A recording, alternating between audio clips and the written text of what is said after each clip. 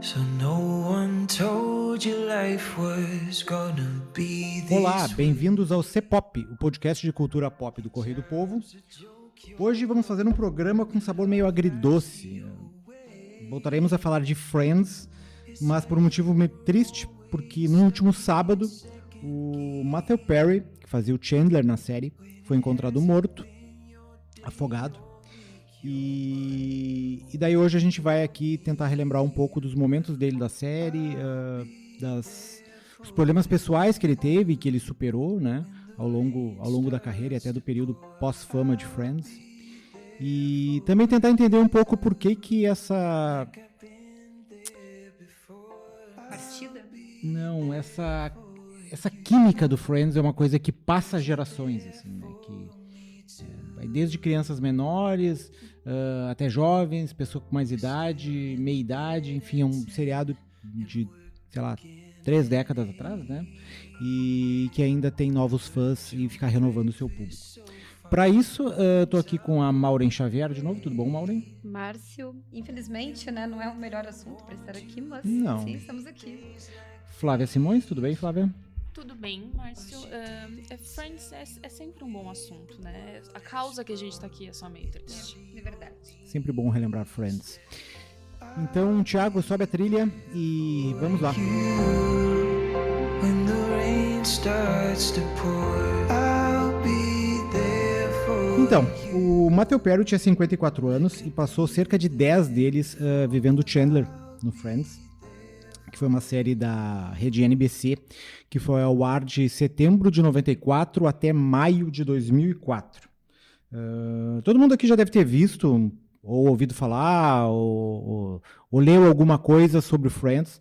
É a história de 6 amigos, né, que dividem as angústias e os problemas da vida adulta. Então, acabaram de sair ali, se formar e tal, estão ingressando no mercado de trabalho, então fala de emprego, relacionamento, amadurecimento, enfim.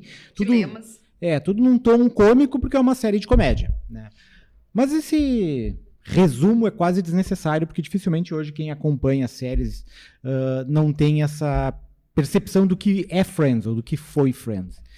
E essa é a primeira pergunta que eu queria começar a fazer, eu acho que até para Flávia, porque a série terminou em 2004. Eu peguei essa série, não desde o começo, mas acompanhei ela em tempo real enquanto ela se desenrolava, então, cresci um pouco com a série, né? Mas eu sei que novas gerações, que nem a Flávia, começaram a ver depois que a série terminou, assim. Eu quero entender como tu começou a ver, por que tu começou a ver, e o que te atrai no seriado, assim. Então, né, eu comecei a ver Friends, eu não lembro quantos anos eu tinha, eu devia ter, não sei, uns 10, 12, porque dava na Warner, e a gente assinava a TV, e aí eu chegava da escola, e aí eu ia almoçar, eu ligava a TV, tava dando Friends. E aí eu comecei a ver episódios separados, assim, pensei, não, é incrível, é muito bom. E aí, pra vocês verem como faz um tempo, tá? Eu peguei emprestado os DVDs. Caixas de DVDs. Tem várias isso. dos Simpsons lá que eu não tenho onde usar, porque eu não tenho mais aparelho de DVD. Isso, uma amiga, parente, não lembro, ela era muito fã de Friends, então ela tinha, e aí eu peguei emprestado, e aí eu vi, e essa foi a primeira, aí eu vi todos, e aí eu viciei, fiquei completamente viciada, essa foi a primeira vez que eu vi Friends, eu já vi, enfim, daí desde então, eu estou com 25, eu já vi, tô 10 anos vendo Friends. É que Friends é incrível. Bom, é a minha série favorita, então é meio difícil de falar. Mas eu acho uma série que ela perpassa gerações justamente porque ela é cativante, assim. Por mais que tu tá ali nos anos 90, depois anos 2000, são problemas que todo mundo tem até hoje, entendeu? É uma série muito engraçada, ela não deixa de ser... O tempo passa e, pelo menos pra mim, ela não deixa de ser engraçada. Os personagens, eles te prendem muito, e isso é muito importante numa série, e Friends faz isso muito bem, que é os personagens te envolverem, assim. Eles são personagens envolventes, e os diálogos são bons. É isso, assim, eu acho que é uma coisa que passou o tempo... Se tu botar ali um episódio, vai ter graça. Tu vai gostar de um personagem. Então, ele cria uma relação, assim, ela é uma ótima série conforto. Enfim, Friends. E ela tem aquela coisa de algumas séries, eu acho que The Office tem isso, embora seja um humor diferente, uma temática diferente, assim, uma forma de contar também a história diferente, que tu pode ver episódios avulsos, assim, né? Isso, Tu não precisa exatamente. seguir uma linha temporal, assim, tu pode, vou pegar o episódio 3 da 5ª temporada, ok, né? Tu não vai sentir deslocado. Ela tem uma linha, ela tem uma estrutura, uma história, né? Enfim, tem um fio narrativo, mas os episódios, eles funcionam aleatoriamente, né? Sim, funcionam e tu consegue ver eles aleatoriamente e consegue achar graça, assim, tipo, tu não fica completamente deslocado, acho que é justamente isso. E acho que, pensando nisso, é um dos motivos pelos quais as pessoas, tipo, da minha idade, começaram a ver. Porque na Warner tu não via em ordem, né? Tu via o que tava ali e bom, era engraçado, era isso aí, segue o baile. Acho que isso faz atrair mais também, do que, não, vou ter que ver desde o da primeira temporada. Não, bota qualquer um ali, vai ser feliz. Maureen, como tu começou a assistir Friends, o quanto tu gosta ou não de Friends, que eu acho que tu não é tão fã que nem a Flávia, mas eu acho que tu assiste, né? Ou assistiu? Então, eu tenho uma história um pouco curiosa também, acho que um pouco dessa linha da Flávia. Eu sou mais velha do que a Flávia, né? Então, eu assisto Friends há mais tempo, vamos dizer assim. Mas o que aconteceu? Aconteceu que é o seguinte, eu assisti vários episódios esporádicos, essa coisa de TV por assinatura, passa quando tem. Mas quando eu estava no auge do estresse da faculdade, lá nos inícios dos anos 2000, quando a série estava terminando, eu não tinha nenhum amigo, Flávia, ou amiga para me emprestar os DVDs, mas existia uma coisa naquela época chamada locadora. A gente ia lá, alugava os DVDs e assistia em casa. E naquela época estava terminando, né, o seriado e saiu uma caixa especial, inclusive dos 10 anos, e eu assisti toda ela, em ordem. Eu acho que eu demorei uns 8 meses para assistir tudo. E só lembrando que eram 20 e poucos episódios cada temporada, né? Não é que nem agora que são séries de 8 e 10. Não, ela era. E ela acabou, depois que eu consegui assistir tudo, inclusive, dei muita sorte de mesmo a série já ter terminado, eu consegui ainda ter surpresas, por exemplo, né? Então, é muito bacana. E, enfim, e daí ela virou aquela série meio que, acho que a Flávia usou um termo bom, que é conforto. Que é aquela série que, assim, a televisão tá ligada, daí passa, daí tu assiste um pedacinho, dá uma risada. Mas eu acho que daí eu quero trazer um outro complemento. Porque daí, sim, eu vi vários episódios esporádicos depois de ter assistido a série. Não assisti o reencontro, por motivos... Eu também não vi. Por motivos de... Queria não perder... sempre tem essa coisa... Não perder a mística, né? Exato. E até porque eu acho que, assim, eles são personagens que eles ultrapassam os atores. Então, eu acho que ter os atores comentando sobre os personagens, eu não sei se ia ser uma experiência que eu estava querendo ter naquele momento. Enfim, então, não vi. Porém, eu acho que é bem interessante que... Acho que complementa um pouco disso que nós estamos falando. É que eu tive uma experiência esse ano. Eu estive em Los Angeles e fui no estúdio da Warner. E lá tem um espaço muito grande pro Friends. E daí tu pode pensar assim, tá, mas tem espaço para DC, tem dos super-heróis. Mas para Friends é muito grande, né? E tem todo um apelo comercial, obviamente, de todos os brindes possíveis e imagináveis em dólar que você possa comprar, como eu, que não comprei nada. Até o macaco do Ross deve estar lá. Tem, óbvio. Só que, assim, mais do que isso. E eu acho que essa é a parte que é mais interessante. Porque podia ser apenas uma grande loja de souvenirs e não é. São experiências. Então, tem desde a reprodução do espaço do café, onde tu pode sentar, desde a porta que tu pode ficar batendo e aquela coisa toda, com o desenho da cozinha, porque eles têm uma reprodução inteira do cenário da casa, das poltronas, inclusive. Eu tive essa experiência de sentar na poltrona e fazer aquela descidinha pra trás, enfim. Que Joey e o Chandler faziam, não? Exatamente. Então, daí tu vê que é outra coisa. Entendeu? Não é apenas porque eu quero ter, mas é porque aquelas experiências são marcantes e as pessoas querem reproduzir aquela experiência. Né? Tem outros espaços, assim, também, que reproduzem cenários. Então, lá naquele estúdio é o carro-chefe, porque as pessoas querem sentar no sofá, junto com a fonte, querem fazer as fotos, né, com café. Então, eu acho que por isso que conseguiu ultrapassar, porque são experiências que as pessoas também querem vivenciar. Então, te coloca dentro do cenário, né? Coisa meio imersiva, assim. Totalmente imersiva. E eu achei muito bacana porque tem outros espaços de outras franquias, mas aquela ali, ela tem uma pegada bem diferente por causa disso. Assim, tu via a emoção das pessoas e muitas famílias também. Então, tu tinha os pais aproveitando, mas tu tinha os filhos curtindo e se divertindo tanto quanto. Então, eu acho que isso mostra um pouco da importância. E quando a gente chega no ponto do tema do podcast, faz tanto sentido, né? Enfim, né, nesse momento que a gente está gravando, os atores ainda estão elaborando a possibilidade de fazer um comunicado oficial. Até agora eles não se manifestaram, mas exatamente por causa disso, porque é da família, é como se tu fizesse parte da família, né? Então, enfim, né? Então tem esse emblema todo. Eu acho que tem várias coisas que tu falou aí que tornam essa série um pouco distinta de algumas outras, assim.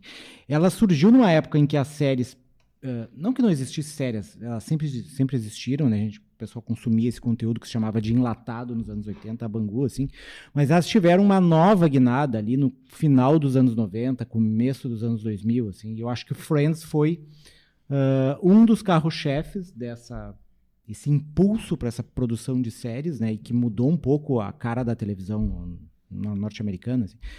O Friends, o Lost, 24 Horas, né, o próprio Seinfeld, que até acho que foi um sucesso um pouco maior que Friends na época, mas ele durou menos em termos de permanência, porque eu acho que o humor era um pouco mais difícil, assim, e não tinha essas coisas icônicas que tu consegue identificar, né? Embora tinha o apartamento do Jerry, tinha algumas coisas que as pessoas lembram dos episódios, mas não tem, assim, o sofá, não tem a poltrona, que é uma coisa que o Big Bang Theory também faz, né? O elevador fechado, a casa lá do Sheldon e do outro que eu me esqueci o nome, do Leonard.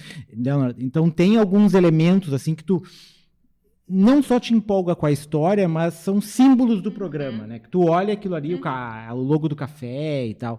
E eu acho que isso torna as coisas ainda mais próximas para as pessoas. Elas se identificam ainda mais com os personagens. Assim. E essa parte própria dos dilemas, serem dilemas que, querendo ou não, fazem parte, por exemplo... qual grupo de amigas nunca pensou em ir numa loja e alugar vestidos de noiva e comer pipoca no sofá, por exemplo, né?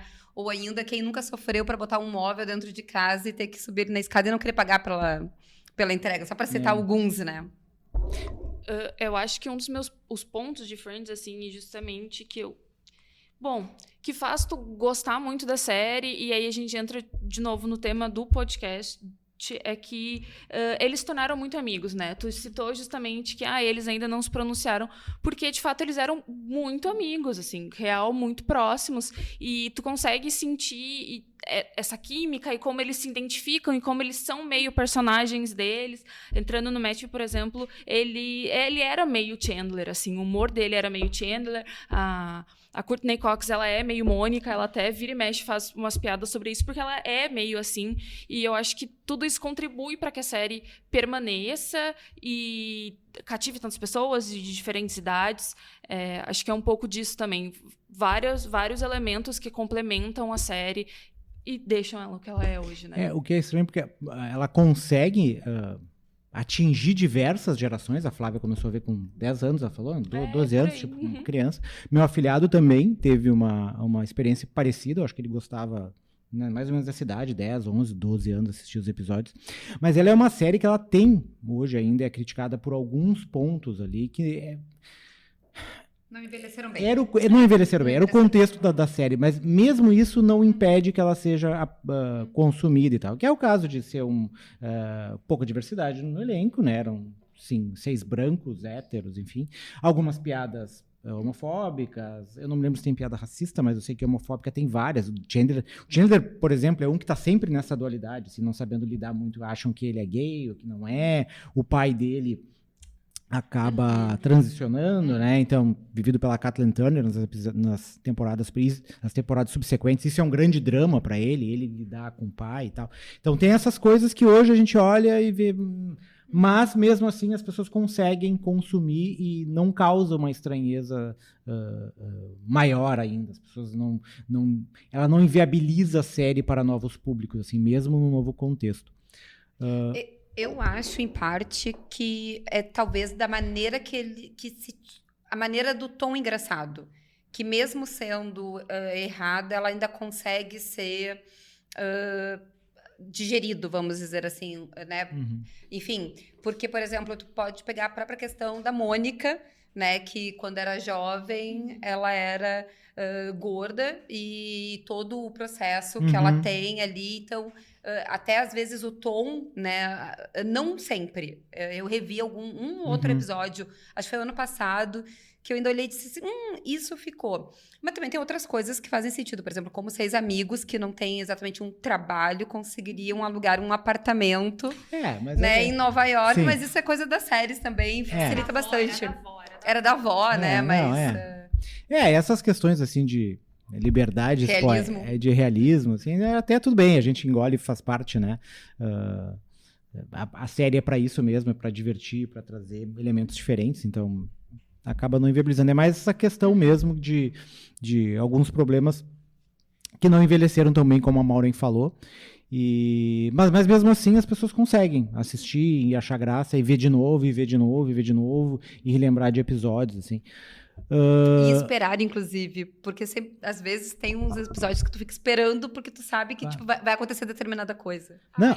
Eu vi muitas vezes, né? Desde que eu vi Friends pela primeira vez, eu vi muitas vezes. E não tem uma vez que eu não dou risada, assim. Mesmo que eu não dê uma baita gargalhada, eu tô rindo por dentro. Aquela ali tá me confortando, entendeu? Não dá, é muito bom. Eu sou meio Que nem aquela coisa, bem, não é spoiler, né? Já passou muitos anos, Não, então. não. Mas, por exemplo, assim, Rachel a e cena a da. Ross ficam juntos. A cena da Mônica com o Chandler a primeira vez não tem como. Essa eu me lembro de ver ao vivo, assim, o quão surpreendente foi. Ao vivo que eu digo, assim, né? Sim, Na época na que época. o episódio estava passando. E o quão surpreendente foi, assim. E é muito interessante porque, assim, eu vi depois que já tinha acabado, então eles já estavam casados e tudo mais, mas pra mim foi uma surpresa, quando a primeira vez que eu vi, porque eu não sabia que tinha sido daquela maneira. Sim. Mas eu achei muito Só interessante. pra lembrar, uma viagem em Londres, que eles vão pro casamento do Ross. Que né? não... que o Ross diz Rachel ao invés de Amy. Emily, Ali já era um princípio, já tava um prelúdio que tava... E daí a Mônica e o Chandler, que sempre foram amigos e tal, né? Sempre teve algumas Eles eram os tentadinhas. amigos, inclusive. E daí começa um relacionamento e a cena que mostra eu acho que um deles entra no quarto, eu não lembro se é a Phoebe ou o Joey. É o Joey. É o Joey.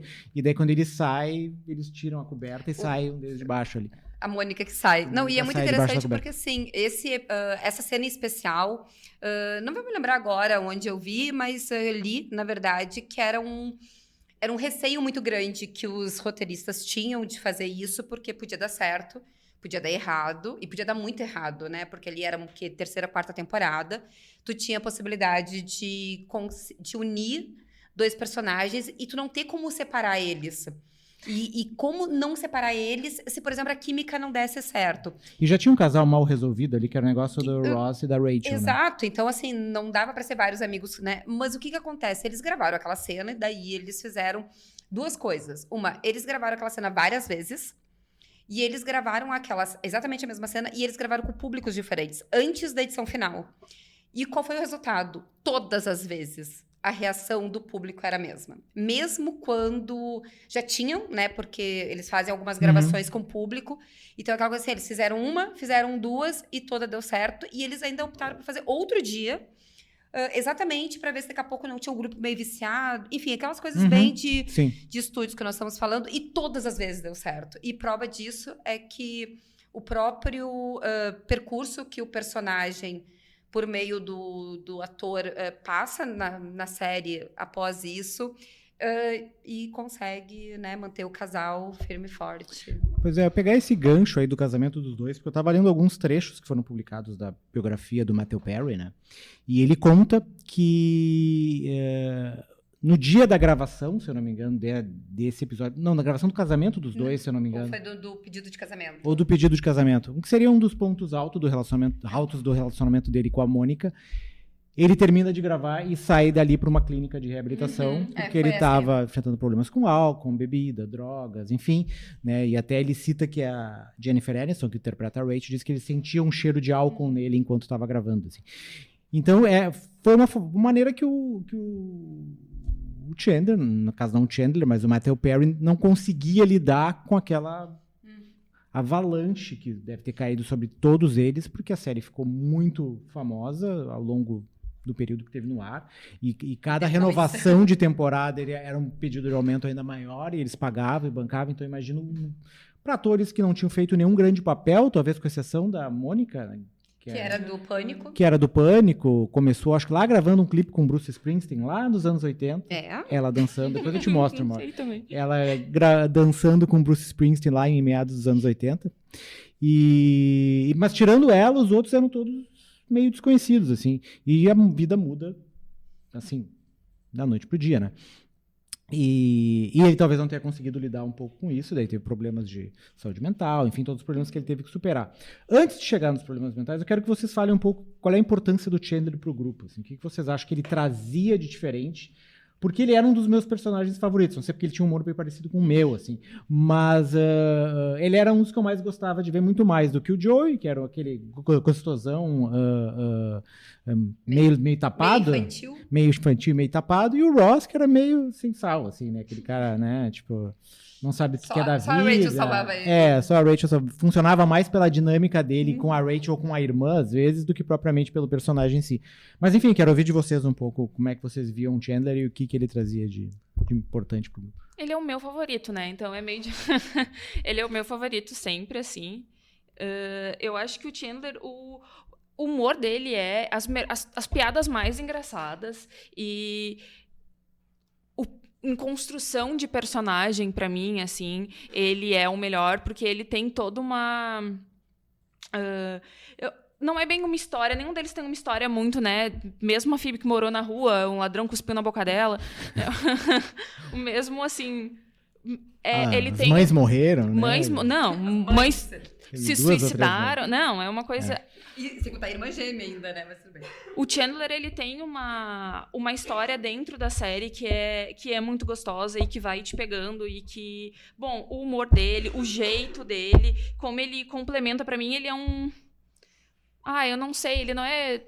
Os 6 se complementam muito bem, mas eu acho que tu tira o Chandler, tu tira aquele toque especial que a série tem. Aquela diferença que ele faz, assim. E toda a história dele, eu acho que ele e a Mônica tornam os dois personagens melhores, assim. Eles são ótimos separados e as piadas deles são ótimas separados, mas quando eles se juntam também, é uma coisa que faz eu amar mais ele também, porque ele é perfeito. Eu gosto muito deles juntos, então... E como ele vai se tornando... Como ele cria responsabilidade, então, relacionamento, e aí como ele é bom pra ela, e como ele gosta dela, e toda aquela função de ser pai. Nossa, uma das cenas mais lindas pra mim é quando eles estão ali, eles mentem escolhem a ficha errada do casal e aí eles estão com quem vai ser a mãe, né, uma mulher que tá esperando o bebê, e ele pede pra escolherem a Mônica, assim, e aí ele fala toda uma frase, tipo assim, eu vou aprender a ser um pai, mas ela já é uma mãe. Porque isso... ele é muito bom. Desculpa, gente, eu não sei elaborar muito bem.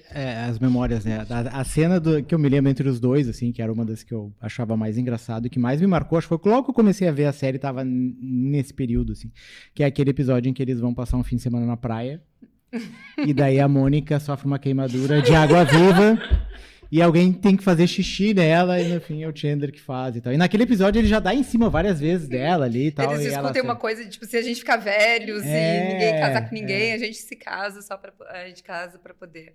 Pois é, eu acho que tem... O problema do Friends é que, assim, ela é uma química que dá certo, na minha opinião. Porque tu tem personagens que são diferentes e convergentes. As suas fraquezas são... a força do outro, mais ou menos assim, né? Então, quando tu vê a Rachel extremamente mimada ali naquele início de coisa, por exemplo, pra mim, uma das cenas mais emblemáticas, logo no início da temporada, é aquela cena que estão todos os amigos em volta da mesa e ela cortando os seus cartões de crédito. Sim. Né? Pra se tornar independente. Pra se tornar independente, mas porque os outros estavam ali com ela.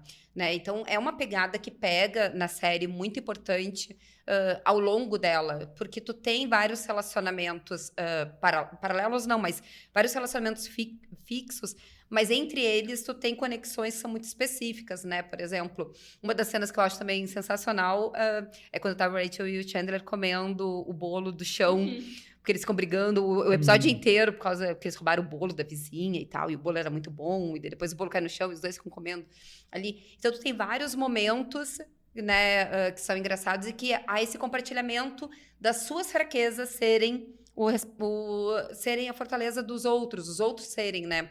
Então isso traz uma humanidade. E o Chandler, ele sempre passou aquela coisa do eu sou o imperfeito.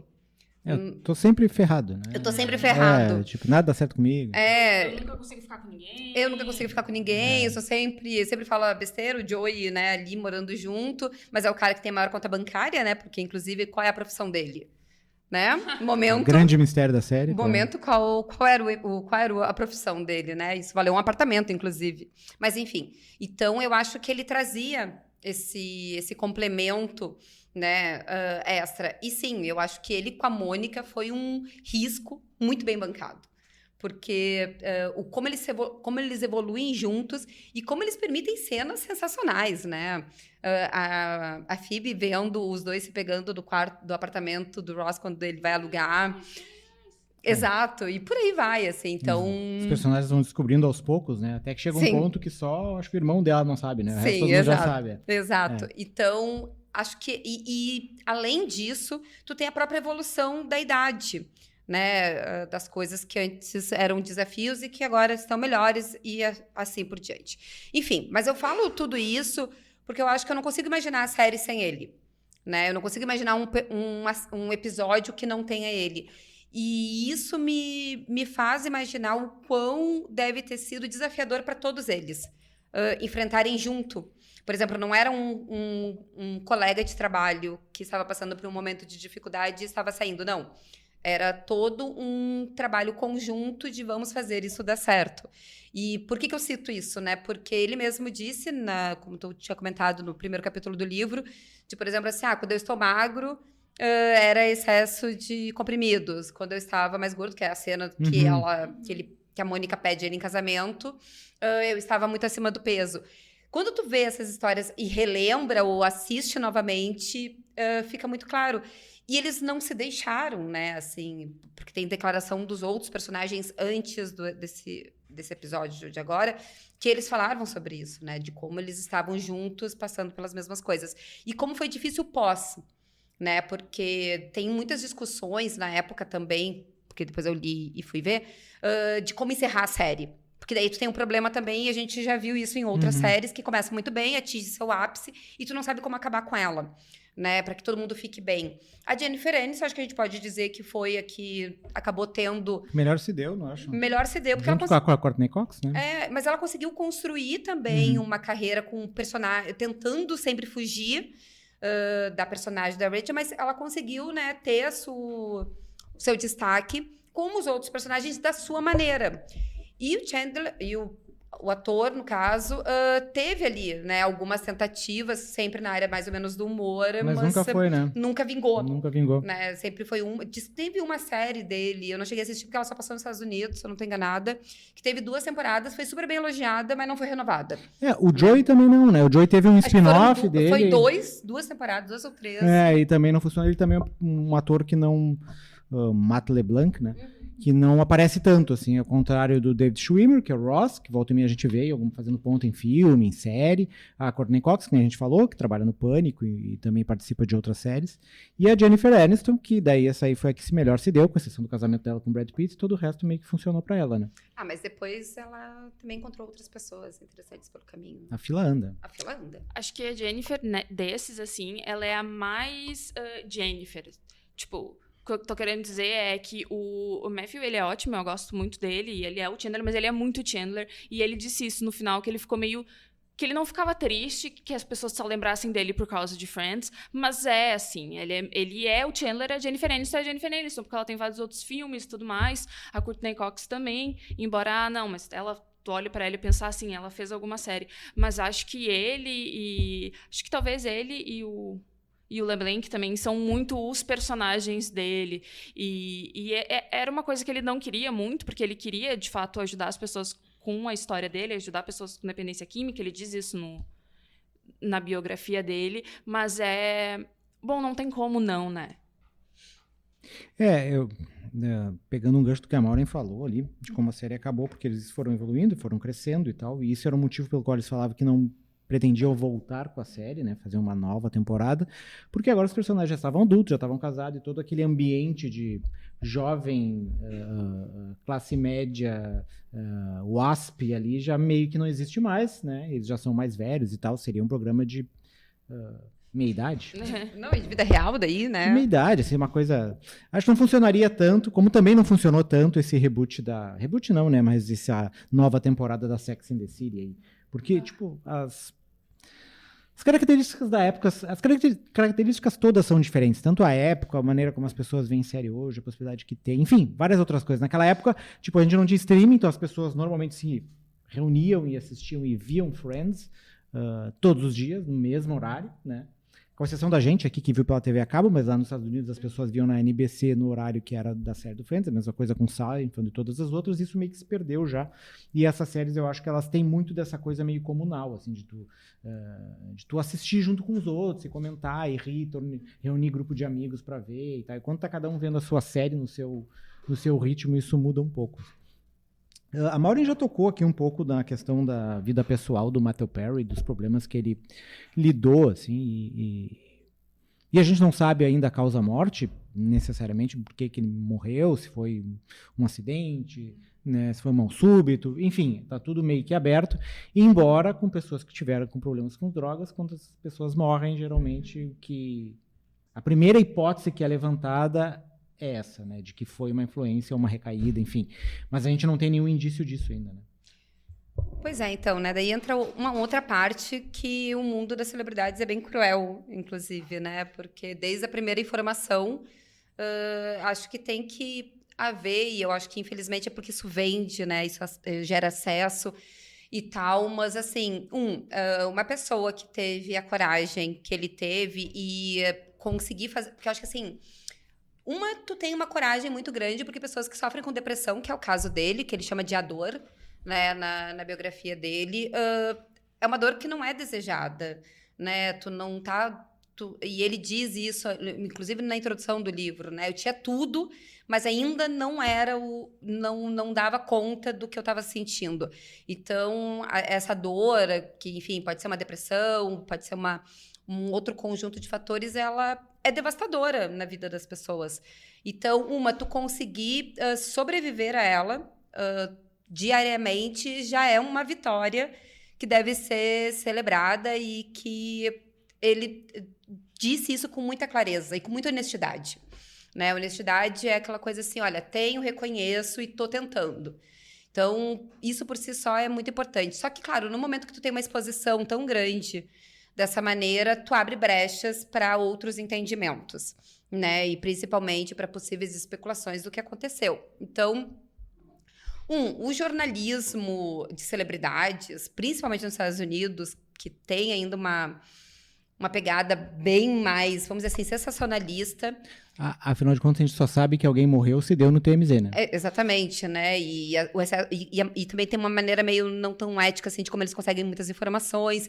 Enfim, mas o que acontece? Acontece que realmente as causas, nesse momento que a gente está gravando, as causas não são confirmadas, né? Existe uma autópsia inconclusiva, inclusive, que vai depender de outras coisas, mas independentemente disso, né? Tu não pode resumir toda a trajetória a esse momento. Acho que é uma fatalidade. Acho que esse é o termo que deve ser usado. E, inclusive, acho que é muito interessante, porque menos de 12 horas depois da informação do óbito dele, a biografia dele se tornou o livro mais vendido da Amazon, o que era esperado, né? E esperamos que seja para as pessoas... Se ele tivesse um disco, também teria pro topo das paradas. Né? Mas a gente espera que seja porque as pessoas querem tentar entender um pouco mais sobre tudo isso, e também porque ele... É tão otimista, mano. Eu tento ser otimista, né? Eu tento. Por quê, né? Fazer o quê? Eu tento ser otimista. Mas, assim, porque ele tentou pegar essa dor toda e transformar em alguma coisa. E tem uma questão, enfim, né? Eu comentei com o Márcio antes, mas a Flávia também já sabe. Eu fiz a minha dissertação foi em cima sobre suicídio e jornalismo e comunicação. E mais do que nunca, quando a gente pode desmistificar determinadas coisas, quando a gente pode falar sobre elas, a possibilidade de acolhimento, a possibilidade de mudar as histórias, ela é mais real, né? a gente não pode achar que todos os casos, porque não é assim que funciona, mas, sim, quebrar algumas barreiras de importância de que a gente tem que falar sobre saúde mental, importância que a gente tem que falar que, olha, o rolo compressor ele é muito pesado e é preciso de união. Então, eu acho que isso talvez seja uma parte mais dolorida de todo esse episódio, que é quando tu vê que são amigos, né, que perderam um. E quando eu digo amigos, é todo mundo que assistia a série perdeu um amigo nessa história. E mesmo que eu quero ser otimista, né? Então, acho que daqui a pouco pode ter tido pode ter outras causas, né? Do que, apesar do sensacionalismo querer botar, né? Enfim. Eu acho que essa questão da saúde mental, claro, a gente está longe do ponto ideal, assim, mas ela vem sendo desmistificada em várias áreas, né? Eu acho que teve o livro do Matthew Perry, que a Maureen citou. Eu me lembro como eu já falei aqui antes, o Bruce Springsteen também lançou um livro, uma biografia, em que ele fala também dos problemas dele com depressão e tal. A gente teve um caso no esporte também, que vários atletas estão falando sobre isso. O primeiro que eu ouvi falar foi o Kevin Love, um cara que joga basquete na NBA, e que ele falava o quanto era duro para ele estar sendo aplaudido por fazer cestas, era um cara vencedor e tal, tinha conquistado tudo, mas daí ele chegava no vestiário ali e, tipo, tudo escurecia, tipo, tudo baixava uma névoa negra em cima dele, assim. Então, eu acho que essa questão da saúde mental, aos poucos a gente vai, né, e as tendências dessas redes sociais, das pessoas, né, falarem muito sobre isso, embora seja ruim por um lado, elas também ajudam a quebrar algumas barreiras. O grande problema aí nele é que eu acho que envolve essa questão do abuso de drogas e que daí as pessoas têm uma dificuldade um pouco maior de lidar e aceitar. Eu até aceito que tu esteja deprimido, mas que tu tenha se entupido de remédios ou de droga ou cocaína, ou enfim, já é um pouco mais difícil. Aí denota, sempre tem aquele coisa de que é uma fraqueza, de que a pessoa, enfim, né? Desculpa, Flávia, mas assim, só para complementar, né, que essas coisas elas andam muito associadas. Sim. Porque porque na verdade é tudo uma fuga, né? Tu só não sabe para onde é que tu tá correndo. Porque de todo o material que se tem, né, ou pelo menos de boa parte de quando tu vai ler sobre depressão ou estudar sobre saúde mental, mesmo os próprios medicamentos que são feitos para trazer algum conforto ou tentar amenizar, eles têm componentes que também não são, né, os melhores. E a indústria farmacêutica, ela também tem coisas muito, vamos dizer assim, que amenizam muito a dor, né? Então é quase covardia dizer que assim, nossa, você tá com fome e vai lá e dá um tipo de comida que é cheio de gordura e daí você vai dizer, não, mas eu só vou comer frutas. Então, tem esse ponto que é complicado, né? E quando a gente pensa em saúde mental e excesso de medicamentos, ou excesso de bebidas, é a tentativa de de preencher um vazio, né? Com sensações externas de conforto, ou de algum tipo de conforto. Eu acho que justamente isso que o Márcio citou, de como as pessoas não lidam muito bem com o abuso, né? Com a dependência química, por exemplo. Cheguei em casa e aí foi a primeira coisa que meus pais me falaram, né? Ai, Flávia, tu viu? A gente sente muito, assim. É muito engraçado, de fato, porque foi como se alguém, se um ente próximo tivesse morrido. Meus pais ficaram preocupados comigo. Mas aí, né, os comentários, mas, pô, essa pessoa de Hollywood é fogo, né? Tipo álcool, droga e tudo mais. Aí eu comentando pro meu pai que, no caso, o vício dele em remédios começou quando ele teve que fazer uma cirurgia, né? E aí ele começou, mas assim, provavelmente acho que era justamente essa questão do tu tá com muita dor, e não estou dizendo só física, te dão alguma coisa que vai sarar isso e tu quer usar isso para fugir. E aí eu contei pros meus pais, né, que foi com remédio, e aí foi, tá. Mas tinha um álcool também, né? Aí eu... Tinha cigarro. Tinha. Pois é, né? Mas ele tinha depressão e tudo mais. Mas tão jovem, eu abuso, bom, o que eu vou dizer, né, com meus pais? Pois é. Vários passaram, tipo, Prince morreu por questão do Oxycontin, né, tipo, aqueles opioides, né? Tem várias séries sobre isso agora saindo, filmes, né? Não, inclusive a série que essa saiu epidemia de opioide. Do Império da Dor, que agora é bem recente na Netflix, tem um personagem que é exatamente isso, né? Ele sofre um acidente e ele começa a tomar um remédio para passar dor que é para tomar uma vez por 24 horas, daí quando vê ele tá tomando, enfim, daí só aumenta, né, a quantidade. Não sei se vocês viram House. Sim. É, House e o Vicodin, né? É um pouco Total, isso. Né? exato. Tinha dor na perna, então se viciava em Vicodin. E é um pouco, inclusive, até a própria questão do consumo de álcool também, né? Abre a possibilidade para uma discussão, porque o álcool, entre aspas, ele tá liberado, né? Basta ir no supermercado e comprar, mas ele é tão acessível e tão destrutivo, né? Dependendo dos seus usos, quanto comprimidos, enfim, né? São os vícios e os seus excessos. E ele também, assim... Claro, ele tem ali o que ele escreve, mas eu não sei, é uma coisa meio triste, assim, ele já parece que ele vinha com problemas antes de Friends, mentais, né, tipo...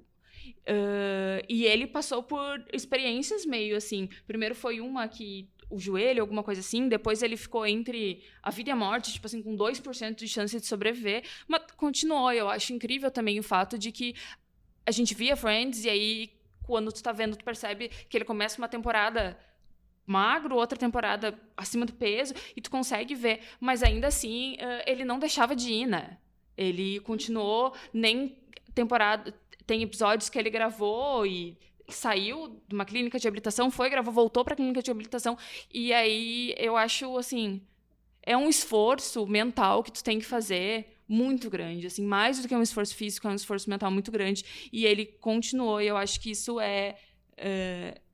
acho que isso dá um peso a mais para a série, pelo menos para mim, dá uma carga de emoção assim mais.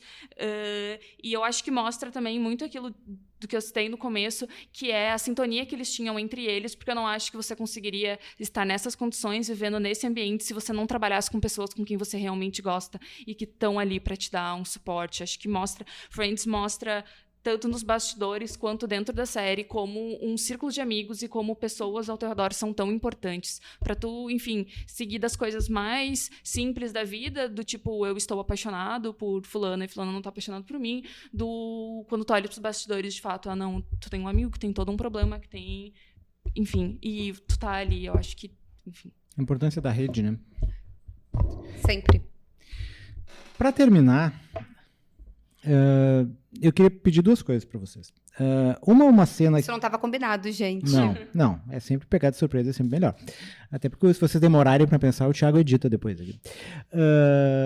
Primeiro, uma cena emblemática do Chandler para vocês, durante Friends. E a outra quais outras séries nessa mesma linha de Friends, que Friends levou vocês a assistir, ou que vocês assistem hoje e identificam, isso... Me causa a mesma sensação que causava quando eu assistia Friends. Nossa, difícil pra caramba, né? Foi muito complexo. Eu achei. Pode fazer uma monografia e entregar um projeto antes. O Chandler é meu favorito, então eu consigo, de fato, pensar em muitas cenas, mas acho que a primeira que vem na minha cabeça e não são duas, assim, é ele e a Mônica. Uma e é uma cena que ele... Ai, não, é que agora eu vou falar muito. Não. Não precisa falar todas as cenas do Friends, do Chandler. Uma ou duas, tá bom. Eu gosto muito que é ele que começa e ele que termina, né? Fazendo a primeira piada. Eu quero $1 milhão e em que café que a gente vai? Eu acho que essas me trazem um quentinho no coração. Uma que é pra mim só muito boa, de engraçada, que é ele fumando e espirrando coisa na boca e no ar, fumando, espirrando coisa na boca e coisa no ar, que eu acho muito boa. E outra pra mim, né, falando 3 ali que tu junta o arco do Chandler, e não é nem tão engraçado, lá sobre mim só tem um peso muito grande, que é a Mônica dançando com um peru na cabeça e ele falando sim, You're so great, I love you. Agora tu roubou essa minha, porque essa pra mim é a melhor de todas, tirando quando a gente descobre que eles tiveram uma noite, né, de affair, foi a dessa cena que a Mônica está com o peru na cabeça e... Enfim, disparado, é melhor. Eu acho que tem algumas outras, porque eu sempre gostava gosto do tom do humor dele, né? Daí, por exemplo, assim... tem várias de que ele diz assim, nada melhor como tu ter 29 anos e tu querer ficar aqui sentado numa sexta-feira e só descansando, né? Entre outras. Então, mas essa do Peru... E tem uma também, mas é que ele tá mais ou menos envolvido, né? Que desaparecem as câmeras do casamento, as máquinas fotográficas. E ele e o Ross saem fazendo e reproduzindo as possíveis fotos do casamento. Então, eu também fico com essa para complementar. Eu já falei a minha, né? Que é aquela da praia. Não posso deixar de esquecer, daí não é uma cena, mas todo um arco ali, que é o relacionamento dele com a Janice, né? Sempre foi no começo da série ali e tal, depois a coisa desandou, assim. E eu gosto muito daquele episódio, que daí não é tanto ele só, mas é ele e o Joey que roubam um apartamento deles, assim, eu acho meio... Ai, é verdade. Mas tem a parte que eles roubam o apartamento, mas também, tipo, a relação dele com o Joey, porque daí começa a relacionar de quando eles têm um pato e um... Um pato e uma galinha? Cara, Um pato e a galinha. assim, cada vez que eu assisto ainda é bizarro, Ele né? desligando a TV pra galinha não ver que eles estavam cozinhando um frango, eu acho muito bom também. Ou ele levantando a galinha pro Joey e o Joey abrindo o olho, assim, eu gosto muito. E ele, assim, é bom demais. Ai, muito bom. Tá. Então, quais séries? Assim, eu me lembro não, mas eu li há pouco tempo que o Friends foi na verdade, foi derivado de uma ideia de os caras produzindo uma série depois daquele filme Singles, com Matt Dillon que aquele filme da Era do Grunge, que eu não me lembro agora o nome em português, mas que também eram jovens dessa faixa etária, assim, falando com relacionamentos. Como esse filme deu tanto certo na época, eles resolveram fazer uma série, ofereceram para o Cameron Crowe, que é o diretor do filme, e ele não topou, não chegou a um acordo e tal. Mas daí essa ideia acabou migrando e virando Friends. E por isso que eu perguntei um pouco para vocês o que ou Friends influenciou, o que lembra vocês Friends quando vocês assistem. Para mim é claro que é Big Bang Theory. Para mim Big Bang Theory não existiria hoje sem aquele horizonte do Friends, assim. Mas eu não sei se vocês têm alguma outra, até para deixar de dicas pro pessoal, assim. Pois é, então... Tá difícil pra mim aqui, porque exatamente tem essa pegada do The Big Bang. Tanto que eu acho que ela é uma pegada muito próxima no sentido dos relacionamentos e como... Porque The Big Bang Theory não começa com todos os personagens, né? Vão se acrescentando e vira uma cola. Assim, uma cola dessas interações entre eles bem específicas, então eu citaria. Eu vou fazer um comentário, mas é só porque quando tu falou no início, assim, me pegou um pouco, porque assim... Depois de terminar de ver Friends, eu comecei a assistir uma série que talvez algumas pessoas conheçam, chamada Grey's Anatomy. Então...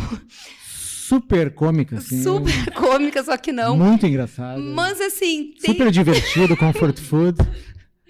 Mas ela tem uma pegada, principalmente nas 2 primeiras temporadas, que é o grupo de colegas, né? Que é o trio Magic, né, que a gente chama. Que é a Meredith, a Cristina...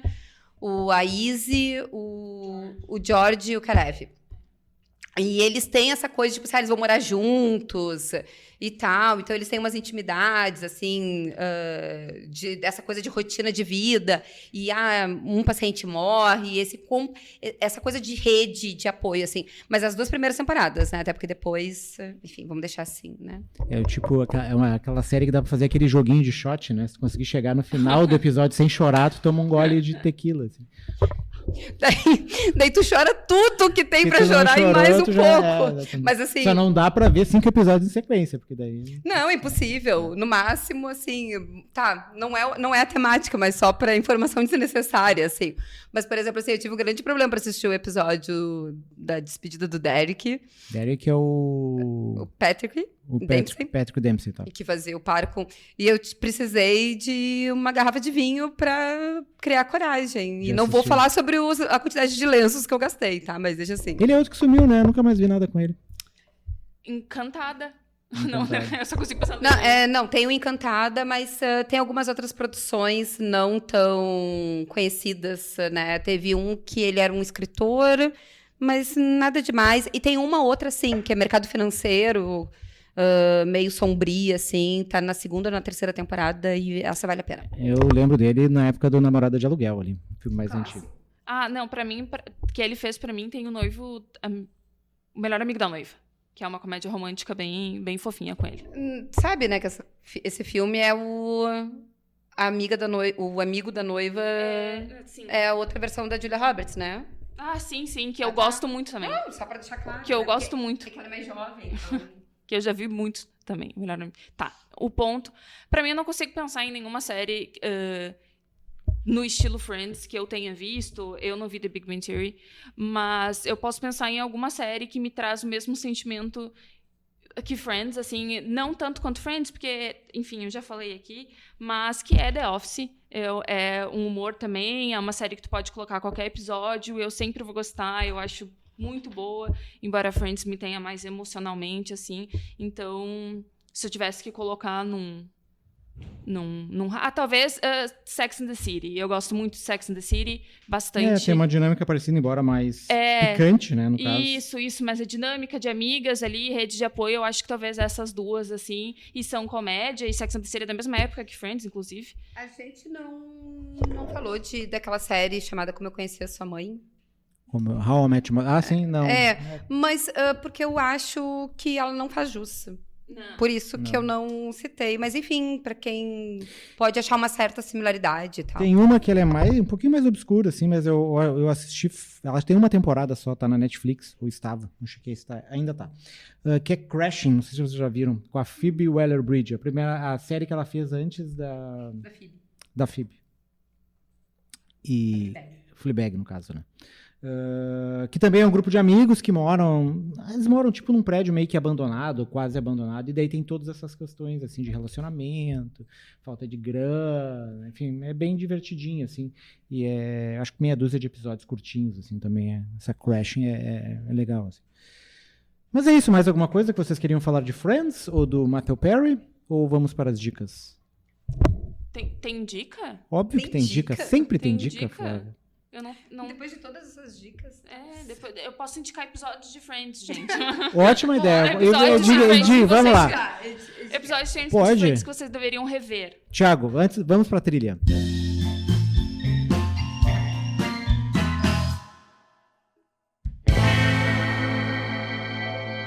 Flávia, dicas da semana. Friends, especial Friends. Especial Friends. Acho que eu começo recomendando um que vai fazer todo mundo dar risada, que é o Joey tentando aprender a falar francês. Eu não vou lembrar exatamente o episódio. Se vocês quiserem, eu posso fazer pegar aqui. Bota na descrição do... É uma lista de episódios pra lembrar e dar um quentinho no coração do Chandler. Eu recomendo o final da 5ª temporada, em que ele pede a Mônica em casamento. A Mônica pede ele em casamento, e ele tem todo aquele arco.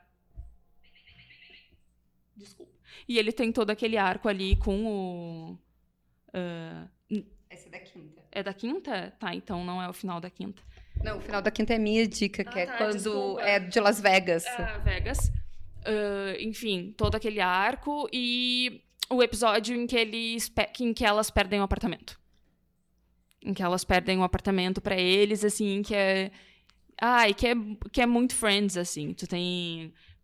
Enfim, acho que eu recomendo esses. Teria outros que eu poderia pensar e que eu gosto muito e que... Enfim, mas aí eu ficaria um tempo aqui. Maureen, pode ser Friends, pode não ser Friends também, tá? Não Tá, vamos obrigar não, ninguém a mas- nada aqui. Viva a liberdade, né? Só pra obrigar as pessoas a darem dicas. Pois é, então. Não, mas eu acho que eu vou aproveitar o ponto temático, até porque é uma maneira de a gente também processar um pouco, né? Tudo isso de uma maneira de guardar os bons momentos, né? Eu fico com o episódio 1, porque eu acho que ele é bem emblemático de apresentar todos eles e como, a partir dali... E principalmente é muito engraçado tu ver muito tempo depois e tá tudo ali. Assim, estão todos os elementos ali. Então, fico com o episódio 1 da série. E eu gosto muito do episódio de Las Vegas. Que eles vão pra lá em busca do Joey, né? O Joey tá... Eles brigam. E daí o Joey diz que vai Trabalhando num tentar cassino? carreira e tal. E daí Ele eles trabalha chegam... num cassino, né? Eles chegam lá e ele tá num cassino. Então, eu acho que esse episódio... E ele é sensacional, porque a Rachel e o Ross bêbados casando, aquela cena da abertura da porta da igreja. É sensacional. Além, né, também porque eu acho que o Ross tem uma mania de final de temporada gostar de casar. Por quê? Porque exatamente na 4ª temporada, mais conhecido como uma temporada anterior... Aquele casa com a Mônica, que foi na 5ª, ele tentou casar com a Emma, né? Em Londres. Emma, não é Emma? Emily. Viu? Até eu falei o nome errado, né? Então, pra te ver como esse casamento não ia dar certo mesmo. É a filha deles. Ah, é verdade. Tá, então tá. Mas então, o Ross tenta casar com a Emily, tá? Falando o nome direitinho. Tenta, em Londres. E daí ali começa o relacionamento do Chandler e a Mônica, mais do que amigos, né? Enfim. E, enfim, então eu fico com esses. Vai, Márcio. Tá. Eu me lembrei agora de uma outra série parecida com Friends também, mas aí é mais contemporânea com Friends, que é aquela Mad About You. Mad About You, não sei se vocês viram. Essa Não me é antiga. estranho. É um casal, o Paul Reiser e a Helen Hunt, que moram num apartamento em Nova York também. Tem um ciclo de amigos, e só que daí é mais no relacionamento do casal, assim. Mas é o mesmo tipo de humor de sitcom, assim, que a gente tem no Friends, algumas coisas mais ácidas, outras menos.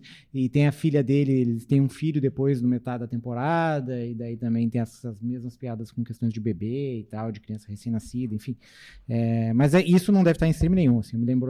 Caiu agora que eu me lembrei. E eu acho que ela era contemporânea ao Friends, assim, ou é um pouco antes do Friends. É um pouco antes. Eu tô olhando aqui, porque não, tu disse uma série dos anos 90, eu gosto, né? Então é 80 essa, é mais velha ainda. Essa é de 92. Ah, não, 92, isso aí, então. 92. De 92 a 99. Então ela foi contemporânea, ela começou um pouco antes, mas rolava enquanto rolava Friends, assim. Eu me lembro dessas 3 séries que eu assistia muito na época, que era o Mad About, o Friends, mas a que eu gostava mais era o Seinfeld mesmo, que ainda tá na Netflix. É interessante o Seinfeld. Eu fiz já algumas tentativas. E não pegou. A maioria das pessoas não pega. Às vezes. Eu tive uma certa resistência, assim. É que a primeira temporada ela é meio chata, assim, a partir da segunda, terceira, melhora que o programa pega ritmo e tal. Eu ouvi a mesma coisa sobre aquela série do... Breaking Bad? Exatamente. Eu já tentei umas 4 vezes aquela primeira temporada e todo mundo diz, não, mas se tu vencer a primeira temporada, depois fica bom. O melhor de ver... Desculpa, vai que pra mim The Office foi assim. Não, vence a primeira temporada que depois vai. E pra mim foi bem assim. The Office me venceu no episódio do casamento da Penny. O Breaking Bad, o melhor não é só tu vencer e assistir Breaking Bad, é tu poder ver o Better Call Saul depois. Assim, que mas melhor ainda. Vocês fizeram um programa sobre isso, e daí eu fiquei querendo chegar lá, mas não consegui vencer a primeira. É difícil. Meta. Então, vocês, a gente já falou sobre várias cenas do Chandler, não tô lembrando de nenhuma específica que não tenha sido citada aqui. Do Chandler, eu me lembro de algumas outras dos outros personagens. Então eu vou dar a dica que eu já dei ali do clipe da Mônica, da Courtney Cox com Bruce Springsteen, Dancing in the Dark. Está no YouTube. Vocês vão ver aquele visual oitentista. Aí sim, esse clipe deve ser de 83, 84, por aí. Então é uma coisa bem faixa na cabeça, os dois dançando, um visual bem marcante dos anos 80. Ali foi quando a Courtney Cox estava começando a carreira, assim. Então é isso, ficamos aqui com mais esse episódio do C-Pop, voltaremos ainda essa semana, provavelmente, porque teremos mais um episódio falando sobre um filme do Mussum, ia ser o nosso novo episódio, mas a morte do Matthew Perry entrou no caminho, a gente achou melhor falar um pouco sobre ele também, mas voltamos ainda essa semana, aí com a presença do Carlos Corrêa, se ele melhorar da pseudogripe, né? Obrigado e até lá.